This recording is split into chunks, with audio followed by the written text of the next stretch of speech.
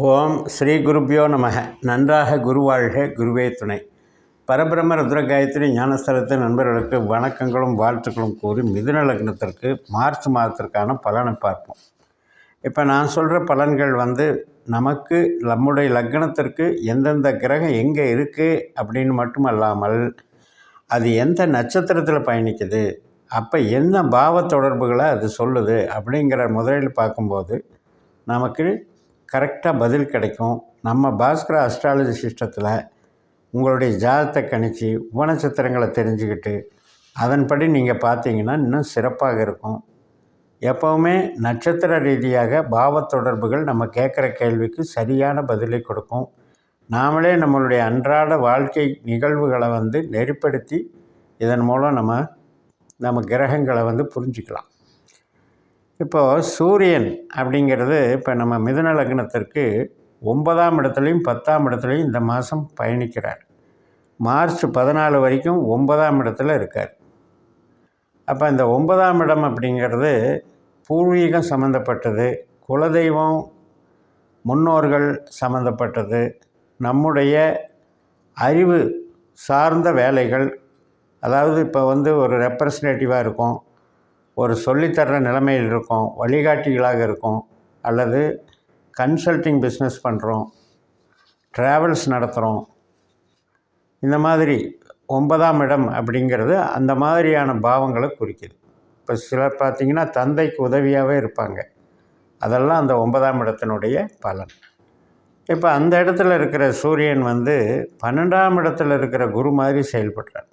அப்போ என்ன ஆகுதுன்னா, நாம் ரொம்ப இன்வால்மெண்ட்டோடு நம்ம செய்கிற ஒரு கம்யூனிகேஷன் எல்லாமே அப்பப்போ கொஞ்சம் பிரேக் ஆகுது. சரியானபடி சரியான நபர்கள்கிட்ட நம்ம பேச அது சக்ஸஸ் ஆகலையேங்கிற ஒரு தடைகளை காட்டிக்கிட்டே இருக்குது. பட் இருந்தாலும் கூட அந்த இடத்துல பெரிய மோசம் பண்ணாது. சக்ஸஸ் லேட் ஆகும், அவ்வளோதான். பட் நம்ம எடுக்கிற எஃபர்ட்ஸ் நம்மளுக்கு நல்ல படிப்பினையை கொடுக்கும், நல்ல ஆராய்ச்சி முடிவுகள் நமக்கு கிடைக்கும், நமக்கு நல்ல ட்ரைனிங் கிடைக்கும். அதே மாதிரி கூடுதல் பொறுப்புகள் இந்த டைமில் உங்களுக்கு நடக்கும். ஸோ இறையருள் அப்படிங்கிறது கொஞ்சம் தடைப்படுதுன்னு எடுத்துக்கணும். இப்போ இதே மார்ச் 14க்கு மேலே எடுத்துட்டிங்கன்னா சூரியன் 10க்கு போயிடுறார். அப்போ நீங்கள் 10ஆம் இடத்துக்கு குரு நல்லது பண்ணுறார். அப்போ என்ன பண்ணும், கூடுதல் பொறுப்பு நம்மளுக்கு கொடுக்கும். மார்ச் 14ஆம் தேதிக்கு மேலே அடிஷ்னல் இன்சார்ஜாக இருக்கலாம், ரெண்டாவது ஒரு தொழிலை தேர்ந்தெடுத்துருக்கலாம், ஒரு ஃபீல்டு ஒரு ப்ராடக்ட் பண்ணிகிட்ருக்கீங்கன்னா இன்னொரு ப்ராடக்ட்டுக்கு மாறுவீங்க. அதே போல் ஒருத்தர் வேலை செய்கிறவங்கன்னா இன்னொரு வேலைக்கு ரெண்டாவது வேலைக்கு மாறுவீங்க. வேலை மாற்றத்துக்கும் சம்மந்தம், வெளிநாட்டு சார்ந்த வேலை தொடர்புகளுக்கும் சம்மந்தம், வெளிநாட்டில் வேலை கிடைக்கிறதுக்கெல்லாம் சப்போர்ட்டிவ் நல்லா இருக்கும். அப்போ இதெல்லாம் நமக்கு உதவிகள் கிடைக்கும். ஒரு நண்பர்கள் மூலமாகவோ ஏதோ ஒரு வகையில் ரிலேட்டிவ்ஸ் மூலமாகவோ நமக்கு உதவிகள் கிடைக்கும். சுப செலவுகள் நடக்கும். இப்போ தொழிலில் இன்வெஸ்ட்மெண்ட் பண்ணுறவங்களுக்கு கூடுதல் இன்வெஸ்ட்மெண்ட் பண்ண வேண்டி வரும். அதனால் நமக்கு கூடுதல் பலம்தான், நல்ல பொருளாதார வசதி மேம்படும்.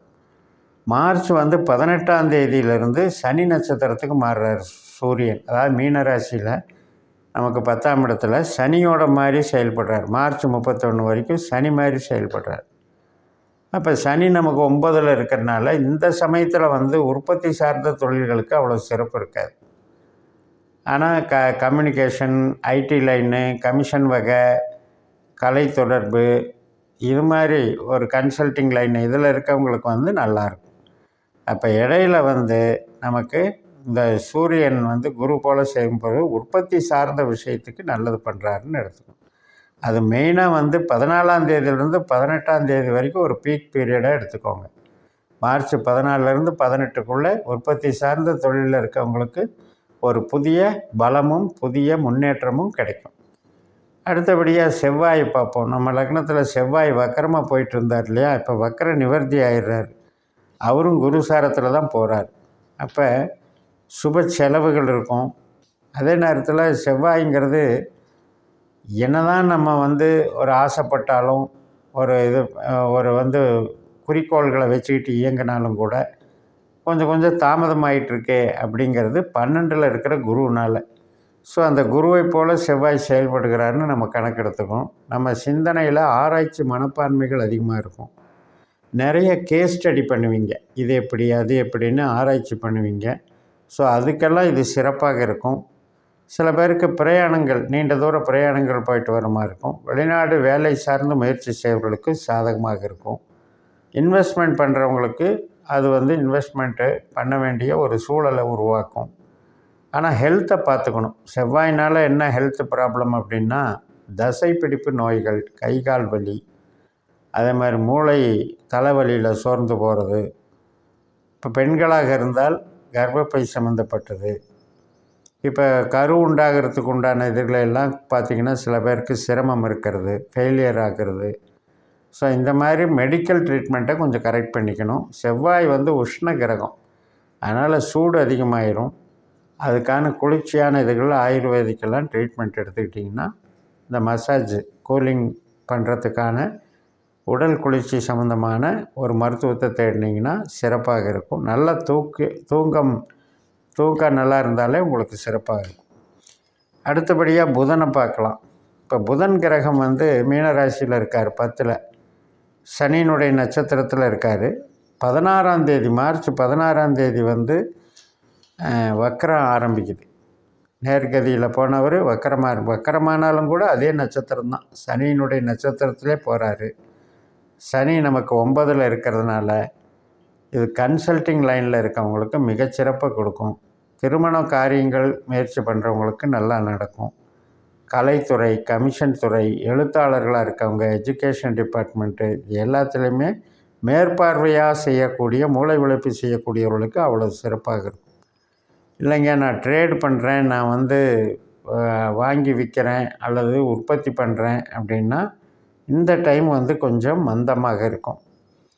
பட் அவங்களுடைய திசாபுத்தி நல்லா ஒரு தொழில் சார்ந்த கிரகங்கள் பாவங்களை இயக்குதுன்னா இது ஒரு பெரிய லெவலில் பாதிக்காது. இந்த புதன் அப்படிங்கிறது 9 காட்டுதுன்னா இப்போ கொஞ்சம் ரிலாக்ஸாக வேலை பார்க்குறோன்னு அர்த்தம். ஹரிபரியாக வேலை பார்க்க வேண்டியதில்லை.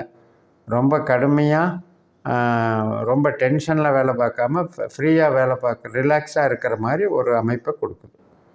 இப்போ குரு பகவான் எடுத்துக்கிட்டிங்கன்னா நமக்கு 12ல் குரு தான், விரைய குரு. அப்போ அவர் சந்திரனுடைய நட்சத்திரத்தில் செயல்படுறதுனால மூலதனம் அப்படிங்கிறது நமக்கு வருவாய்க்கான மூலதனத்தை தான் செய்ய வேண்டி வரும். செலவுகள்னு பார்த்திங்கன்னா சுப செலவுகளாக இருக்கும், பின்னால் உபயோகப்படக்கூடிய பொருள்களாக இருக்கும். சில பேருக்கு ஆபரணமாக வாங்கிறது, இது மாதிரி சேர்த்து வைக்கிறதுக்கு சீட்டு போடுறது, டெபாசிட் சம்மந்தப்பட்டது, ஃபைனான்ஸ் சம்மந்தப்பட்டது, இது மாதிரி மூலதனங்கள் சிறப்பாக இருக்கும். குழந்தைகள் வழி செலவுகள் அப்படின்னு எடுத்துக்கலாம். அடுத்தபடியாக சுக்கிரனை எடுத்துக்கிட்டிங்கன்னா, சுக்கிரன் அதே மீனராசியில் 10ல் சனி போல் செயல்படுறதுனால அது தொழில் சார்ந்து நமக்கு நன்மையை கொடுக்குது. 10ஆம் இடத்துல சுக்கிரன் சனியாக வேலை செய்கிறார். அப்போ இதுவும் மூளை உழைப்பு சார்ந்த நன்மைகளுக்கு சிறப்பாக இருக்குது. உற்பத்தி சார்ந்த விஷயத்துக்கு கொஞ்சம் டவுனாக இருக்குது. இப்போ பார்த்திங்கன்னா சுக்கிரன் எடுத்துக்கிட்டிங்கன்னா வாகன உற்பத்தி, பட்டு சேலைகள் உற்பத்தி மற்றும் சினிமா ப்ரொடக்ஷனில் இருக்கவங்க, இதெல்லாமே சுக்கிரன் தான். பட் இந்த தடவை மார்க்கெட்டிங்க்கு செட் ஆகும். சுக்கிரன் அந்த ஒரு மாதத்தில் மார்க்கெட்டிங்க்கு செட் ஆகும். சனியை பற்றி பார்க்கணும்னா மார்ச் 29ஆம் தேதி மாறுறாரு. 9ஆம் வீட்டிலேருந்து 10ஆம் வீட்டுக்கு மாறுறாரு. அவரும் குருவை போல் செயல்படுறாரு. அதனால் நம்மளுடைய பூர்வீக சம்மந்தப்பட்ட விஷயங்கள் அப்படின்னு எடுத்துக்கிட்டிங்கன்னா அதில் சின்ன சின்ன இது இருக்குது. படிப்புகள், மேல் படிப்புன்னு படிக்கிறவங்களுக்கு சின்ன சின்ன தடைகள் இருக்குதுன்னு சொல்லி நிறைவு செய்கிறேன்.